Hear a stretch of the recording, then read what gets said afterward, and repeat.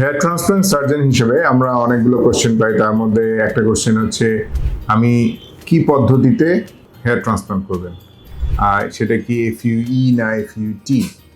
তো এর বিস্তারিতটাই আজকে আপনাদের সামনে উপস্থাপন করতে যাচ্ছে। আসসালামু আলাইকুম, আমি ডক্টর চৌধুরী রাশেদুল মুন্নি। আমি একজন প্লাস্টিক রিকনস্ট্রাকটিভ এবং অ্যাস্থেটিক সার্জন। কাজ করছি ডাইরেক্টর মেডিকেল সার্ভিস হিসেবে একাগ্রা হেলথে। আমরা প্লাস্টিক সার্জন হিসেবে আমরা নিয়মিত হেয়ার ট্রান্সপ্লান্ট করছি। এখন এই হেয়ার ট্রান্সপ্লান্টের মূলত সবারই যেই কোশ্চেনটা করে, কোন পদ্ধতিটা বেস্ট, এফইউই না এফইউটি, ডিএইচআই নাকি স্যাফায়ার পেন। বেসিক্যালি এগুলো নিয়ে আমি আগেও অনেকবারই আপনাদের সামনে এসেছিলাম এগুলোর বিস্তারিতটা নিয়ে। এগুলো বেসিক্যালি হচ্ছে এক একটা পদ্ধতির নাম। এখন এফইউই হচ্ছে আমরা ইন্ডিভিজুয়াল চুলগুলোকে তুলে নিয়ে আসছি মাইক্রোমোটরের সাহায্যে।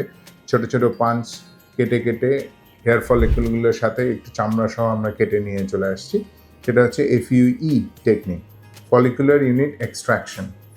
আরেকটা আছে এফইউটি, যেটা আগে নিয়মিত, যখন এফইউই ছিল না তখন নিয়মিত এফইউটি করা হতো। এটা হচ্ছে ফলিকুলার ইউনিট ট্রান্সফার। এখানে হচ্ছে আমরা মাথার পিছন থেকে যেখানে পার্মানেন্ট চুল, সেখান থেকে আমরা একটা স্ট্রিপ কেটে নিয়ে চলে আসতাম। সেখান থেকে আমরা হেয়ার ফলিকুলগুলোকে কেটে কেটে বের করতাম। এখন অনেকে বলে যে এফইউটিটা আগে করা হতো, এখন করা হয় না, কিন্তু আসলে ঠিক জিনিসটা তা না।